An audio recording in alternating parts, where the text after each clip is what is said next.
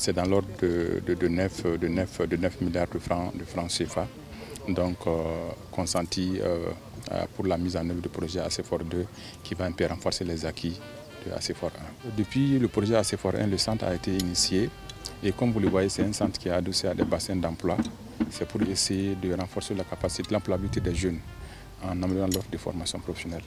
C'est dans ce cadre-là que, dans le cadre du projet ACFOR 1, la construction d'un centre de formation professionnelle comportant 4 filières, le métier de transformation filière de transformation agroalimentaire, filière irrigation et gestion de l'eau, filière fabrication et maintenance des matériaux agricoles, filière gestion des exploitations agricoles. Ça c'est Ségou, mais à Sikasso, un deuxième centre est en construction. Donc le ministre va faire l'effort aussi de visiter ce centre-là demain à Sikasso. Les centres ont les mêmes vocations, mais à une certaine différence en fonction des spécificités qui existent au niveau des deux régions. Le but est que les élèves, les apprenants qui sortiront de ces centres-là puissent directement trouver un emploi, puissent directement pouvoir travailler en fonction des disponibilités, des opportunités économiques au niveau de la région. Le centre de formation professionnelle de Markala, tout comme celui de Sikasso, c'est d'abord des plateaux techniques dédiés au métier du para-agricole. Ce que nous appelons para-agricole, c'est un peu les métiers qui se font en amont de la production agricole et en aval. En l'occurrence, en amont, c'est tout ce qui concerne les aspects équipements pour la production, les machines, les engins. Donc, le centre doit pouvoir prendre en charge la maintenance. Nous avons ensemble précisé les profils des apprenants.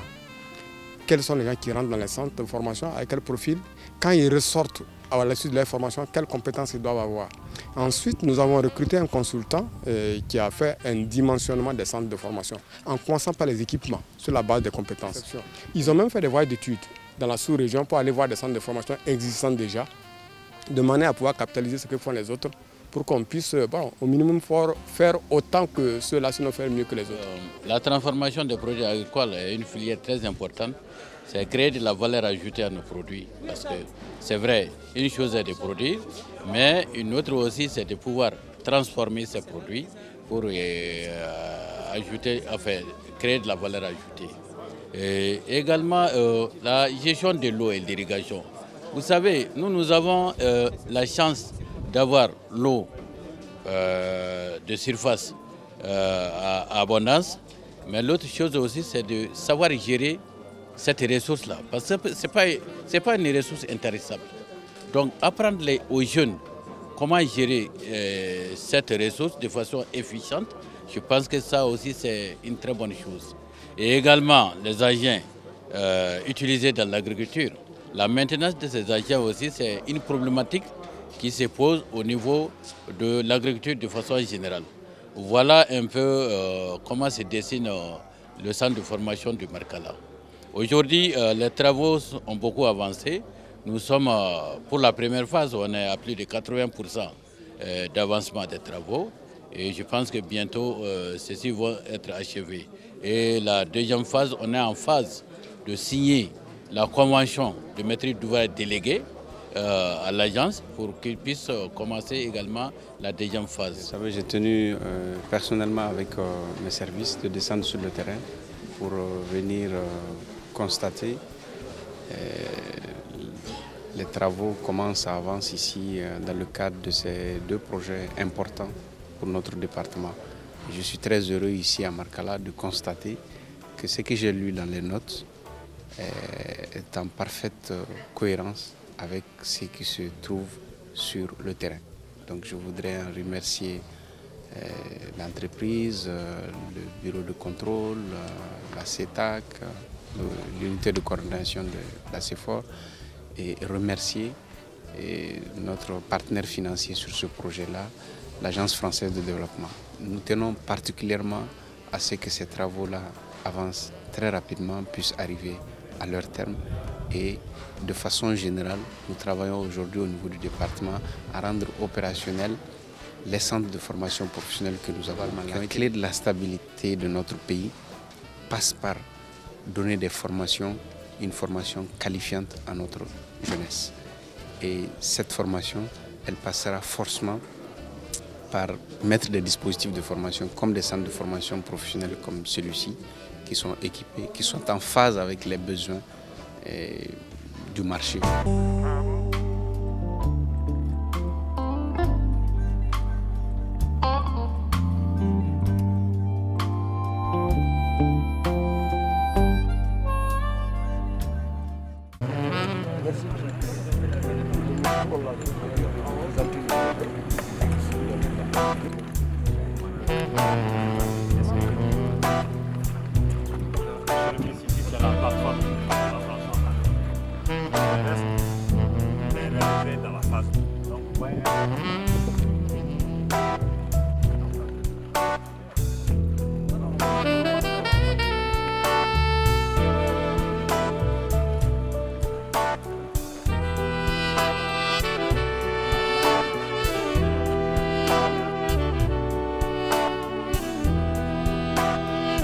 C'est un centre très important pour nous parce que, comme je l'ai dit, on a 2 centres de formation à Sikasso qui ne sont pas vraiment du même genre, du même type.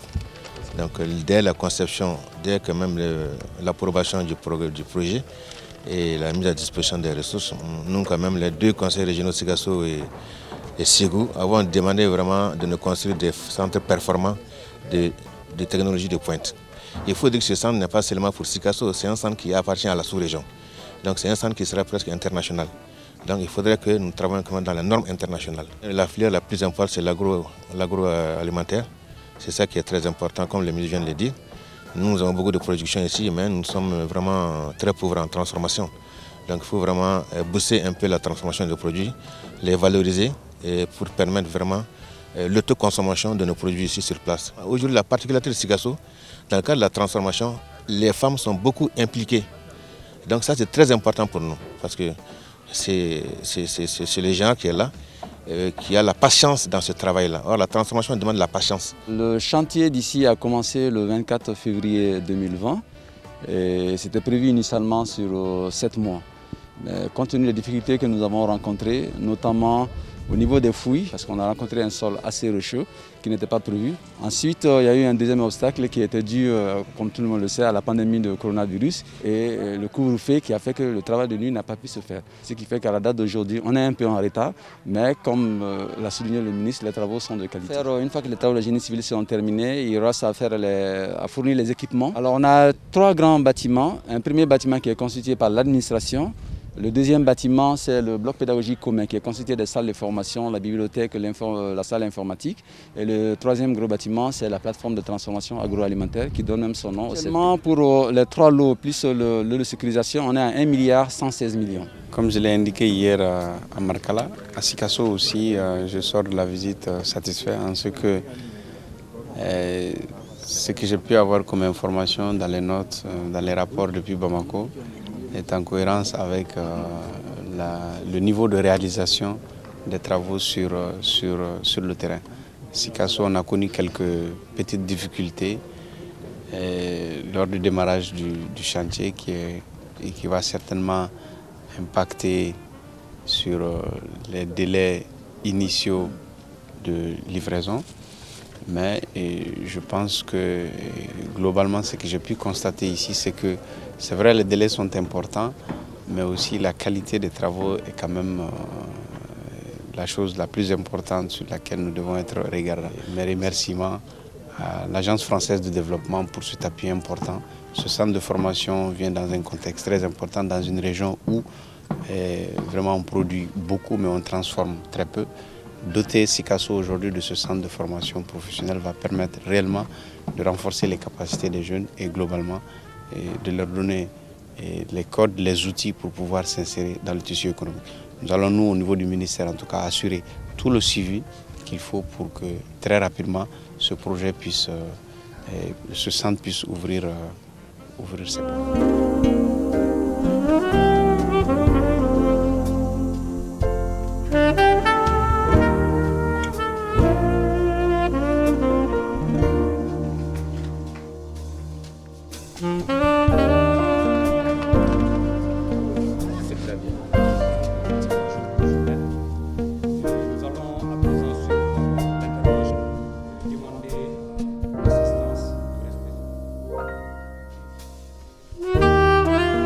termes d'actions directes en la faveur de l'engagement et de l'employabilité des jeunes, Plan International a créé et accompagné et transféré aux collectivités territoriales 5 centres professionnels d'apprentissage des métiers CEPAM. Il importe de signaler que les métiers porteurs y enseignés sont la coupe-couture et stylisme, l'électricité conventionnelle et photovoltaïque, la construction métallique, l'électronique, le froid et climatisation et la transformation agroalimentaire. D'autres initiatives parallèles sont développées dans le cadre de l'employabilité des jeunes. Formation modulaire de courte durée sur les métiers initiatives jeunes, microcrédit jeunes femmes et hommes, partenariat Plan International et l'institution de microfinance CAFO Guinée pour le financement des plans d'affaires des jeunes dans les zones d'intervention des plans internationaux. Ils sont plus de 100 000 jeunes, dont plus de 60 000 filles qui ont été formées et plus de la moitié de cet effectif sont de nos jours autonomes, c'est-à-dire soit employés décemment dans une entreprise ou entrepreneurs. Nous prenons ici l'engagement devant les autorités, aux nos formateurs, à faire un bon usage de ces matériels pour qu'ils puissent nous permettre d'être indépendants et aider les autres jeunes comme nous de quitter le chômage. Midi, la cérémonie à laquelle nous venons de prendre part est une cérémonie qui pour nous est hautement significative parce que notre conviction la plus profonde c'est que la promotion de l'emploi des jeunes, effectivement, ne se fera que par une formation technique et professionnelle de qualité. Que la jeunesse malienne a du talent, elle est une jeunesse motivée, engagée, qui a envie d'apprendre, qui a envie de participer à la transformation de notre pays. Et donc, pour qu'elle participe de façon efficace à la transformation de notre pays, il faut lui donner les codes, il faut lui donner des outils. Et ces codes, ces outils passent essentiellement par la formation et par les équiper aussi. Donc je voudrais vraiment féliciter Plan et puis adresser mes vives félicitations à l'ensemble des apprenants et des bénéficiaires de ces kits qui viennent d'être remis et surtout leur conseiller un très bon usage et demander à Plan de maintenir encore cet accompagnement dont notre jeunesse a doublement besoin. Nous avons quitté ensemble hier matin à Bamako. L'étape de Markala a consisté à visiter le centre de formation professionnelle qui est en construction et dont les travaux sont très avancés. C'était satisfaisant ce que nous avons vu. Hier, je l'ai indiqué dans mon interview. Et ensuite, l'étape suivante, c'était à Ségou, où nous avons pris le temps pour échanger aussi avec les différents services du département au niveau région, la direction régionale de l'emploi et de la formation professionnelle, mais aussi les autres structures comme la PEJ, la NPE, le FAFPA. C'est des échanges qui se sont bien passés et ça m'a globalement permis aussi de voir les difficultés, là où se trouvent les difficultés pour y apporter très prochainement les solutions à apporter. L'étape qui a suivi Ségou, c'était Koutiala. Là aussi, nous avons observé une pause pour visiter l'infrastructure qui va abriter aussi la direction régionale de l'emploi et de la formation professionnelle. Même chose que ce qu'on a vu tout à l'heure également à Bougouni, le bâtiment est acquis, le directeur régional est nommé. Il est en attente aussi de son équipement et de son personnel pour commencer à travailler. L'avant-dernière étape, c'était à Sikasso, donc ce matin, ce qui a commencé par la visite aussi de l'autre centre de formation professionnelle qui est en construction et avec l'accompagnement financier de l'AFD. Là aussi, nous avons fait une visite au niveau du chantier. Les travaux avancent très bien et normalement, si tout va bien, même si on va dépasser les délais des mois au niveau de Sikasso, je pense que très prochainement, ces infrastructures vont être livrées. Et tout ça participe effectivement, comme je l'ai indiqué tout à l'heure et comme Plan le disait tout à l'heure, que l'emploi des jeunes ne passera que par donner aux jeunes une formation technique et professionnelle qualifiante. Et cela suppose des infrastructures aussi de qualité, des équipements de qualité.